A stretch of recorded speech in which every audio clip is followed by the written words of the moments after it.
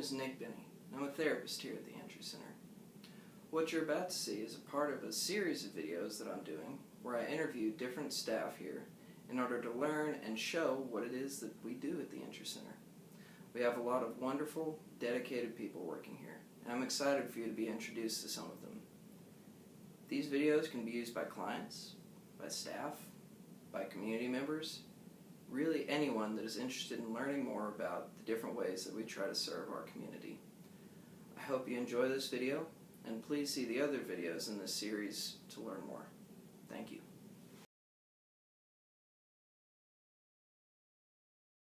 Okay, so my name is Sydney. My job title right now is a triage specialist over here at Andrew Center. I am the first person, usually the first person that a client will see when they come into services here. Okay. So I think I've heard it also known as screening. So triage, screening. Triage specialist, screening, same position. Same thing. Okay. And if you wouldn't mind, what is your education level, or what is the education level required for that position? The required education level for this position would be a bachelor's degree in a human science. Typically, you're the first person that someone sees. So I guess if you could give me an idea of what that looks like or what that means. So a person who's interested in services will either call something called the intake line, or they will walk in and request a screening. The screening consists of asking a series of questions, kind of getting a good picture of what that person's needs are, and then scheduling them to see like an LPHA for a full-on intake. Each person you see the purpose of the screener is kind of to direct a person in the right direction when they come in. So if you screen them and you ask a series of questions and they really just don't need the services, but they need this one thing and there's a better fit, you are also charged with connecting that person to the appropriate resources. For example, they come in and their only complaint is physical pain. Clearly that's not a mental health issue. So you would be like, okay, so you can provide them with a list, even go so far as to help them make a couple of calls to get them in the right direction, to a primary care physician, clearly that they need more than us. Sure. So potentially opening the door for folks, but also maybe redirecting, like, well, maybe you would be better off with this organization or this group over here. Yes, and because the Andrew Center requires clients to have all of the services when they come in to our services, sometimes they're like, you know what, I really don't want medication. I really don't need the case manager. I just want counseling. And they'll be like, is there just a better, option for that? Well, I have that list. So I'm like, okay, well, let's get you connected with these places and see if they're a better fit for you. Right. So you do work with them, you have a conversation, a real conversation with them, and get them where they want to be. Okay. And you said that this is like a series of questions. So is this the same thing as an intake? No, it would be an incredibly shortened version of an intake. You just ask a few very surfacey questions. Now, clients do tend to give you more information than you ask for. Sometimes that's okay. You just type it up in there. But you just ask them generally starting by, hey, what's your main complaint? You'll kind of investigate if they've been previously diagnosed. You definitely screen for suicide. Okay, that's a big piece of it. Always, and that's probably the biggest piece. The most important piece is to screen that person for any kind of a crisis, because that changes what you're going to do with them. Okay. And I guess that's where the triage part comes in. Like if they're an immediate crisis, then you have to take other action. If they're an immediate crisis, you have a set order of things you go down. You first would contact the crisis counselor on call that day. Okay. If you cannot get a hold of crisis counselor, you go down onto the next person on the list, which for in-house crisis, there's a whole team that you have put together that you have to contact for that in-house crisis. Let's say it's a crisis over the phone. You would do the same thing, contact your on-call crisis counselor if you can get a hold of them. You would also activate your team members. In some cases, you do have to send out like a welfare check on a person to make sure they're okay.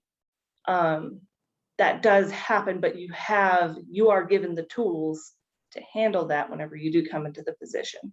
Okay. So it sounds like it can get pretty involved.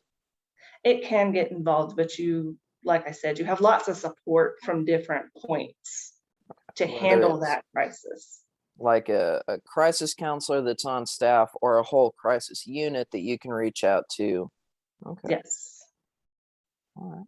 Well, thank you for giving me an idea of kind of what the process looks like. So I guess to take that a step further, what would you say an average day looks like for a screener? Okay, so crisis can get pretty heated, but that is not an everyday occurrence. Sure. The normal everyday thing is just calling people, answering the intake line, hey, hi, how are you? Going through the screening process and getting most people scheduled for an appointment. Typically the days are they're busy. I will say they are very busy. There's a lot of people interested in getting services. A lot of people call and they don't know what to do. They're like, listen, I'm having these symptoms. I don't even know where to start. So they need a little bit of guidance. And that's basically what you do all day. You help guide people to the sources that they need. Okay. If it's with the Andrews Center, if it's with someone else, it doesn't matter. You are in charge of guiding whoever calls and asks you for help. Doesn't matter what it is. So you have to kind of know a little bit about the different resources in the area. We are given a list. There's people that do try to keep us up. We have more and more resources all the time. And so, yeah, you do have to be familiar with your area Okay. and where people can go for what. You aren't thrown into the position just to sink or swim and call those resources on your own. There's a list.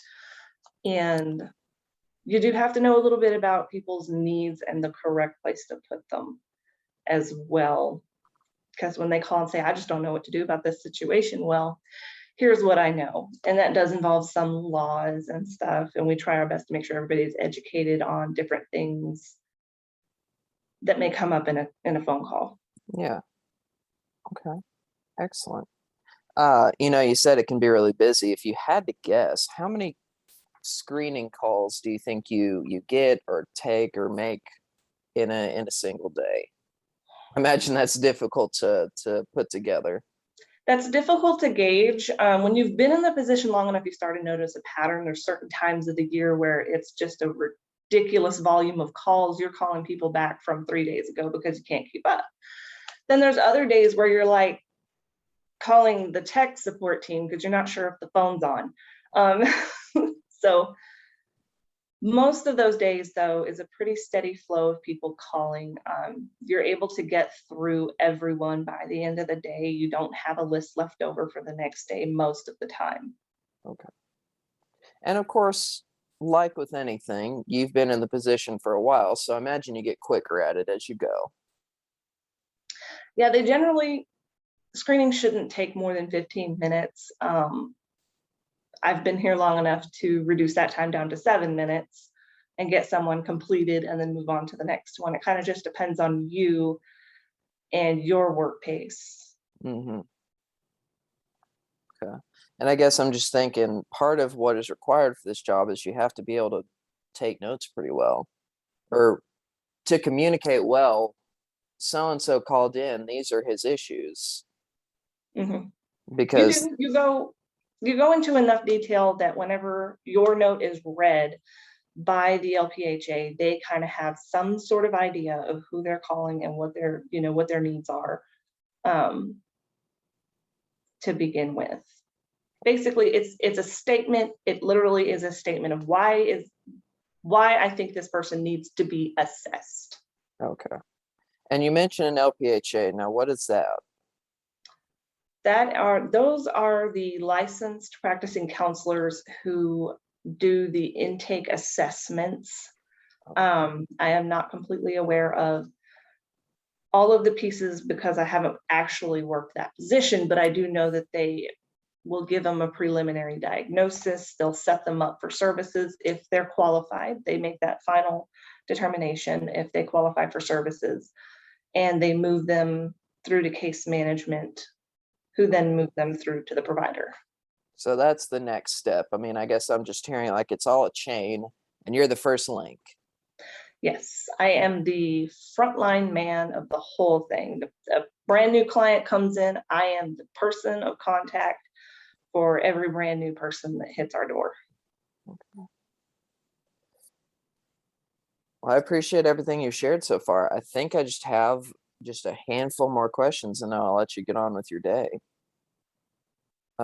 I think you've been in this position for a couple of years now, give or take. So what do you feel like over this time has been the best part of the job? The best part of this job, sometimes you can feel a little underappreciated by the clients, but every so often, and it just takes one person to say, you know what, you completely changed my day. You made it so much better. Thank you so much for your help. I'll get those every once in a while, that they are just so happy that they got to talk to someone, even just talk to someone. Yeah. I imagine that can be huge because you, as a calm and stable person, can really help a person out if they are calling, not necessarily in a crisis, but a near crisis. Mhm. I've had people call me, they were actually on the verge of a crisis because they thought that they actually had a mental illness. And I sat and I talked with them for a minute. Every once in a while, it takes a little longer. And we determined after talking for a minute that, that that's not what was going on. And she was so relieved that that she didn't have to have a label. Yeah. So that made all the difference in her day. She left here happy with some resources that she needed because she was worried about rent, different things. And yeah. she hugged me. She was so excited and happy. So you're able to do a little destigmatizing. Yes, there are some cases where, you help a person out and they didn't even need us, but they're so grateful for everything that you did do for them. That is wonderful. Yeah. So that being said, that's the good part of the job. I guess I'm curious, what do you feel like is something that no one tells you about what it means to be a triage specialist or a screener? What's the thing that they don't tell you about that? I don't really think that there's a way you can tell people about some of the stuff that does walk in the front door. There is no preparing for how severe a person may be whenever they first come through that door. Okay. There's always a surprise. There's always something new around the corner. They try to tell you that. I mean, they do. They try to tell you a little bit, but it never hits home until you see that one that comes in that just really makes an impact on you. Like, holy cow, that was massive. Sure. Okay. And then the last question, I'll let you go. This video is for students who, someday might be interested in a position with the Andrews Center and could very well be in a position as a screener. So what's a tip that you might have for someone who thinks they wanted to get into the position of a screener or local mental health in general? A tip, if you were to come into screening, is always, no matter who is on the phone, no matter who walks in the door, never make a judgment on them. Be perfectly open-minded, because how that person looks or presents may not be even remotely close to what you might assume of them when they first come in the door. Just always approach every single person the same. Hi, how can I help you? Just being human with everyone, no matter what they look like coming in the door. A disaster, or if they're very prim and proper, they will say something that surprises you that you would have never have guessed. So always keep an open mind. Absolutely. I think that's so relevant and so important for anyone, like you said, getting into this field. And it sounds cliche, but don't judge a book by its cover. Like, no, because you're going to open that book and, oh my God, it's not going to be what you saw with your eyes at all. It's not going to be that standard that usually goes with the image that you see of the person. Mm-hmm. So let the client teach you about themselves. Yes, absolutely let them tell you everything. Ask every question, get every single one that fair chance. Well, thank you so much for sharing all this with us, Sydney. I really appreciate your time today.